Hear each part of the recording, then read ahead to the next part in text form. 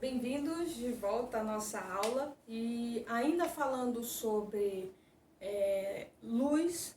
A luz ela foi estudada por vários cientistas, inclusive o Newton. Eu mencionei isso nos vídeos anteriores, só que de forma macroscópica. Então a luz de forma macroscópica tem comportamento ondulatório, foi comprovado o comportamento ondulatório da luz, e eu vou mostrar isso para vocês mais tarde. Então, eu disse para vocês também que um físico muito famoso, ele tinha o nome dele, mas ele era conhecido como Lord Kelvin, e por conta dele, ele na verdade foi o criador da escala Kelvin. Nós tínhamos para termologia a escala Celsius, e aí ele criou a escala Kelvin, e nós temos outras escalas aí, enfim, depende da finalidade que você quer utilizar.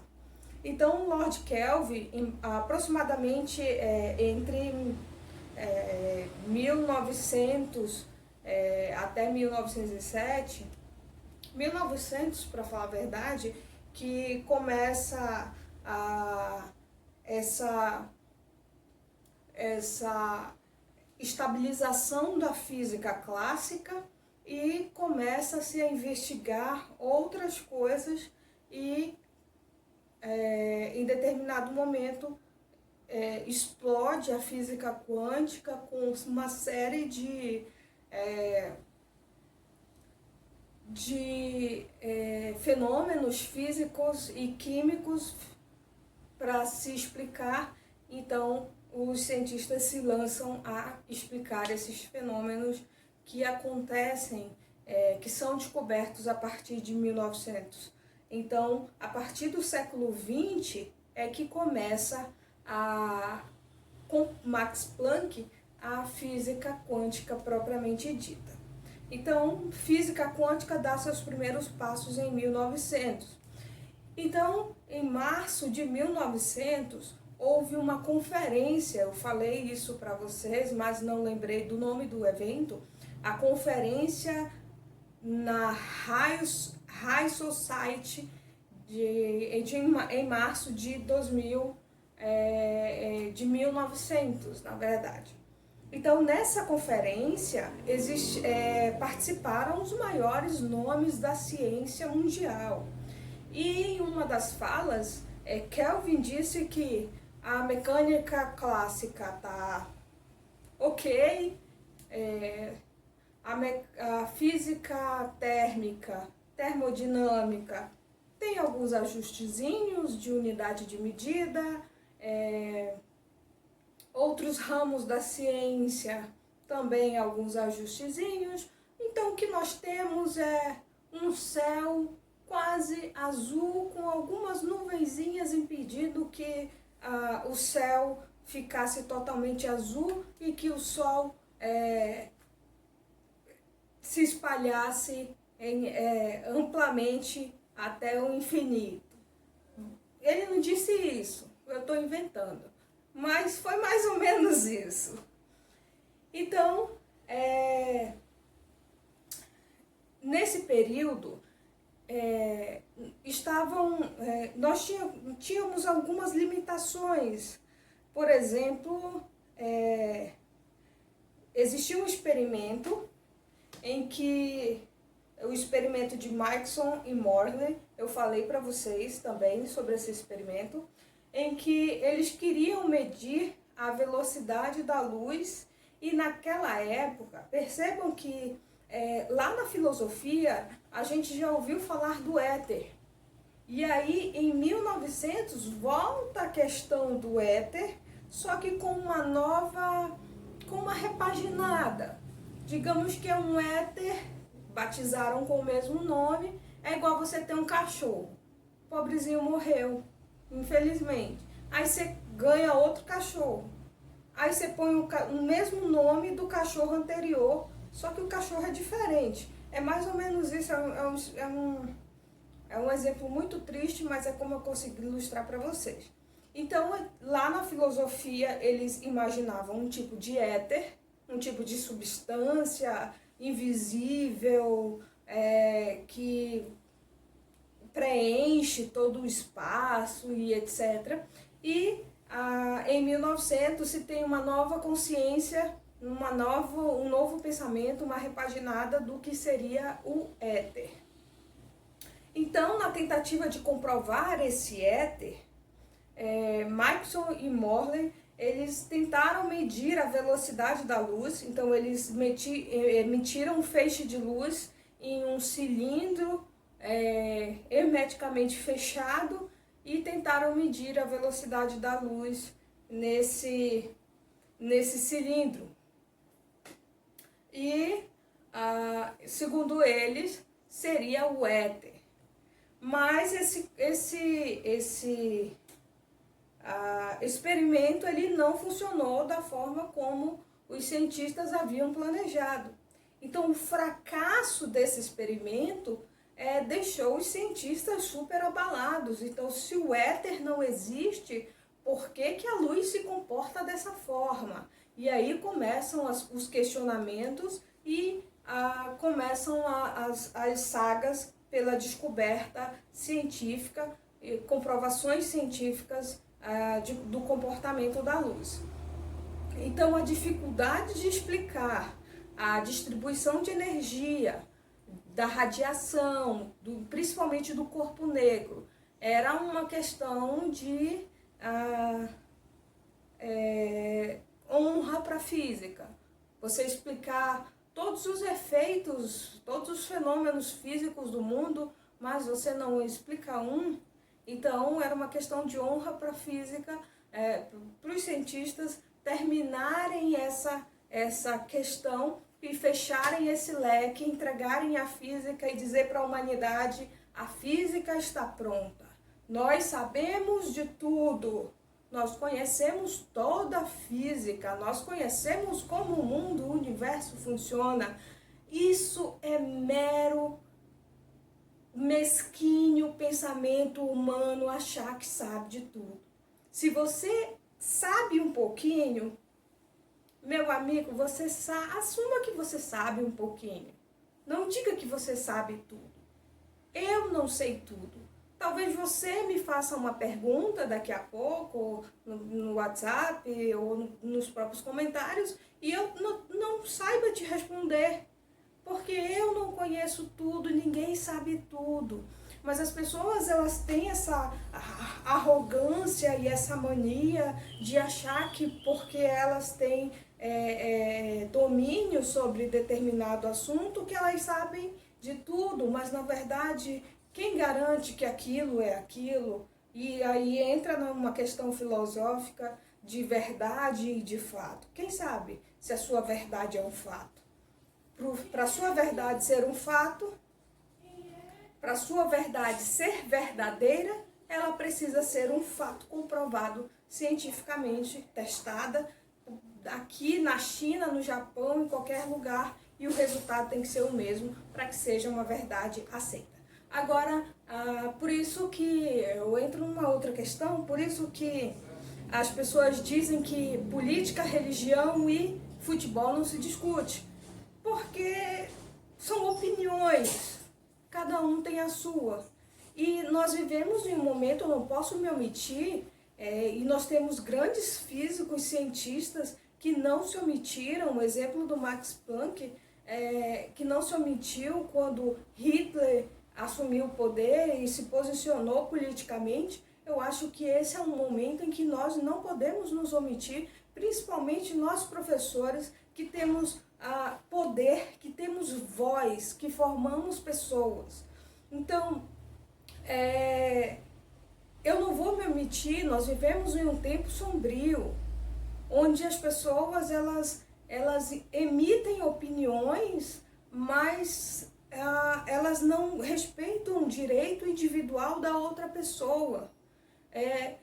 Você precisa saber que o seu direito individual, ele é seu, ele é propriedade sua. O que você quiser fazer com você, você pode. Se você quiser ir para o terreiro de Umbanda, vá. quiser ir para uma igreja evangélica, vá. Se você quiser torcer para o Remo, torça. Se você quiser torcer para o Paysandu, melhor ainda. Então, são opiniões, são direitos individuais. Agora, você não querer que o outro vá para o terreiro de Umbanda, mas isso foge do seu direito. É direito da outra pessoa fazer o que ela quer.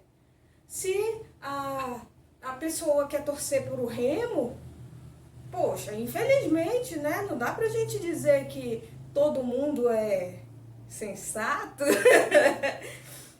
Torcedora do Paysandu, né? Mas enfim, a gente lamenta você ser torcedor do Remo, mas que de fato o Paysandu é melhor, isso sem dúvida.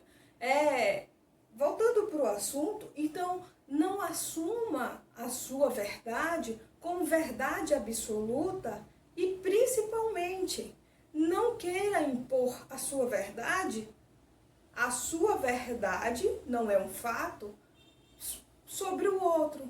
Se o outro quer fazer o que ele quiser com o corpo dele, é dele, ele faz o que ele quiser. Não, você não tem nada a ver. Então, bora respeitar. Eu acho que tudo parte do respeito. Você respeita, se você ama, você respeita.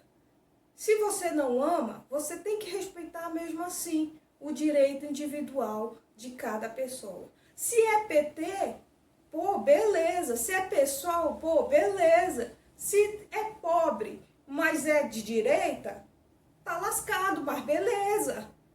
O que eu posso fazer? Eu emito a minha opinião, como qualquer pessoa. Você emite a sua, inclusive pode colocar aí no comentário: professora, eu sou pobre de direita. Eu vou dizer, beleza, é seu direito. Agora, eu não vou me omitir enquanto a gente vê pessoas que estão morrendo. A gente teve recentemente um negro que foi morto em um supermercado. Onde está o direito das pessoas? Ninguém tem direito de fazer o que quiser, mas também ninguém tem direito de reagir de qualquer maneira. Newton diz que toda ação exige uma reação de mesma intensidade, de sentido oposto. Isso funciona para a física, mas isso não funciona para seres humanos. Não é porque você levou um soco na cara que você tem que matar a pessoa. Eu acho que você tem que deixar isso com as autoridades competentes. Então, fugi totalmente do assunto, mas vou voltar para cá imediatamente. Só mais um ponto, pelo fato de falar muito rápido, eu acabo ficando um pouco cansada, porque eu tomo uma série de medicações para poder conseguir dar aula para vocês. Senão eu fico muito agressiva. Eu tô brincando, mas é verdade. Então, não, mas eu sou um ser muito dócil quando eu tô comendo chocolate. Tirando as brincadeiras, para que a aula não fique muito chata, né? Já é chato estar olhando para umas lentes que não sorriem, que não falam, que não emitem opiniões. Já é muito chato, então, enfim, vamos continuar. O experimento dos dois cientistas não deu o efeito que todo mundo queria. Então, e agora? O que fazer? A física está totalmente errada? Então, os físicos começaram a ficar desesperados. Será que a física está errada? Onde a gente errou? E começaram a se lançar e estudar.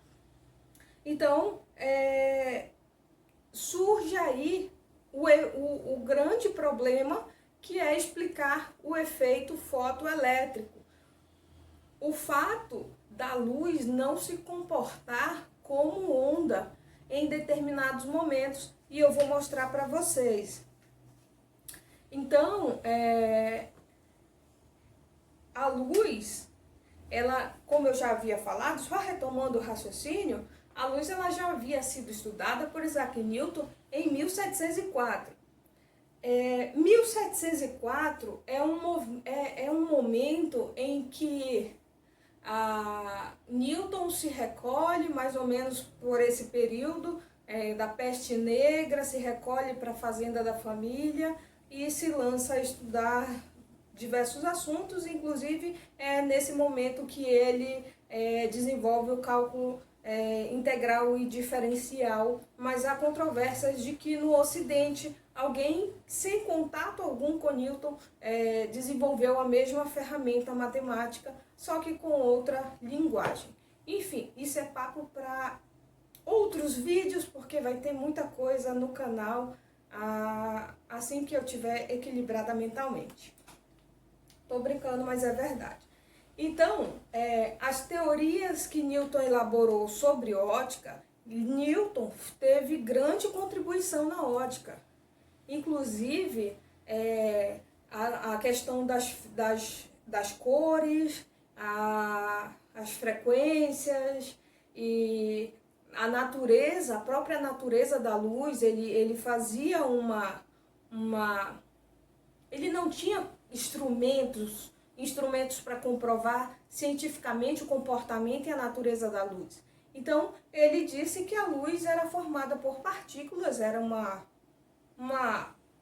igual como a gente faz quando a gente não sabe de alguma coisa, quando a gente não tem certeza, a gente especula.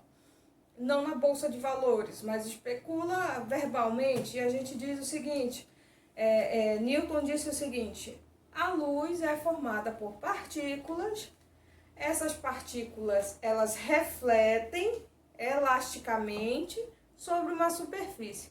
Então ele pôs até a elasticidade dentro da reflexão, inclusive o fenômeno de reflexão, de lentes, tudo isso Newton estudou e contribuiu significativamente para a elaboração da física dentro do campo da óptica.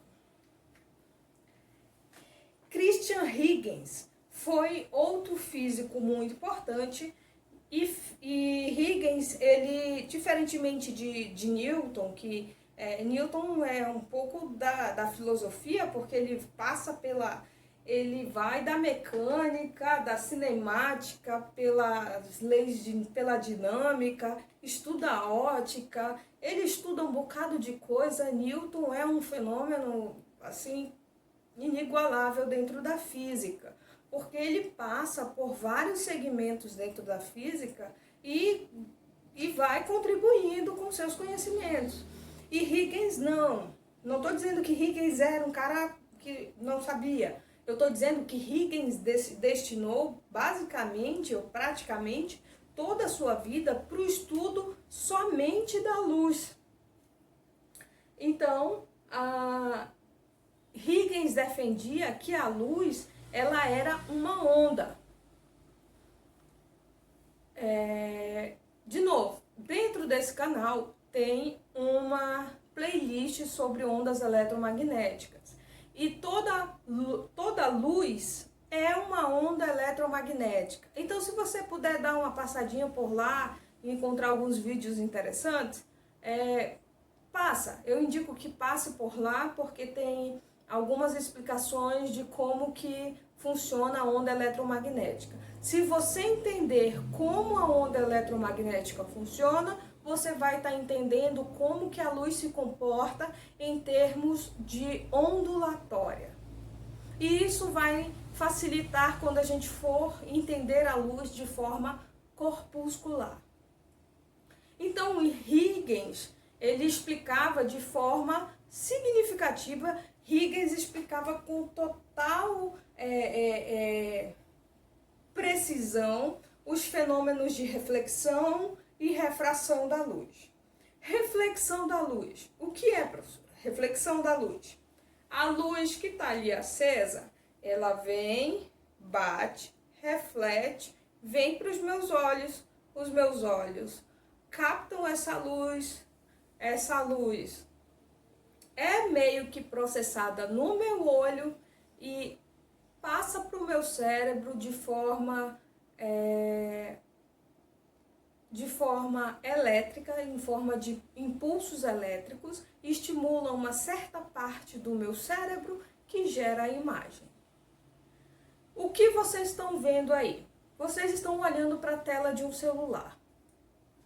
Tem gente que diz assim: professora, eu sou a favor da abolição dos livros. livro mesmo, material, com papel. Sou contra livro em papel, sou a favor apenas de livros digitais. O que você acha disso? Bom, a minha opinião é a seguinte. Durante toda a evolução do ser humano, ele basicamente enxergava e enxerga até hoje com base na reflexão da luz. Então, nosso cérebro, existem várias formas do aprendizado, você aprende vendo, você aprende ouvindo, você aprende tocando, você aprende falando, você aprende sentindo o cheiro. Então, existem essas 5 formas, os sentidos são as formas que você tem para aprendizagem, para aprender. Então, quando o ser humano, durante sua evolução, ele evoluiu e ele aprendeu por todo esse período com a luz sendo refletida. Bate na parede, reflete e ele consegue enxergar. Então, se eu enxergo a parede azul, é porque a luz, que tem várias cores, todas elas juntas viram o branco bate na parede, a parede, como é azul, absorve o azul e reflete o restante das cores que chegam até os seus olhos. Ok, isso é biofísica da visão, mas tudo bem, é aprendizado. Talvez sirva para alguma coisa em algum momento na vida de vocês. Então, vocês já devem ter percebido, vocês podem comentar em algum momento comigo, quando você lê um livro no celular, no tablet, no computador, você percebe que fica menos informações na sua memória do que quando você pega o livro e lê. Por que que isso acontece? Porque durante toda a nossa evolução, nós estávamos acostumados com a luz refletida. E quando você pega o celular e começa a estudar por ele, a luz não é mais refletida. A luz é emitida. E aí o seu cérebro fica um pouco confuso, ele fica dizendo: ué, cadê a luz refletida? Essa luz aqui está sendo emitida. É como se você estivesse olhando direto para a lâmpada. Fiquei ceguinha agora. Então, bom, então, tá aí um porquê. Se alguém sente essa diferença, diz pra mim. Comenta aí, interage comigo, que eu me sinto muito solitária, sem ver o rostinho de vocês. Tem alguns que são bonitos, tem outros que são bonitos também, né? E assim por diante. Então, Huygens, ele elaborou um modelo ondulatório que posteriormente foi comprovado cientificamente, com base experimental, que funcionou e batia exatamente com o que Huygens havia falado. Então, nesse momento em que o experimento dá certo com as teorias de Huygens, foi um alvoroço geral e disseram: eba, descobrimos, a luz é uma onda eletromagnética, como dizem Maxwell. Ok. Então, isso quer dizer que a teoria de Newton, quando dizia que a luz era partícula, não era verdade. Então, desprezaram a teoria de Newton de que a luz era partícula, um monte de loucura aí no meio, mas que luz era partícula. Então, e durante certo período, por bastante tempo, a luz foi tida apenas como fenômeno ondulatório. Eu vou continuar essa história no próximo vídeo.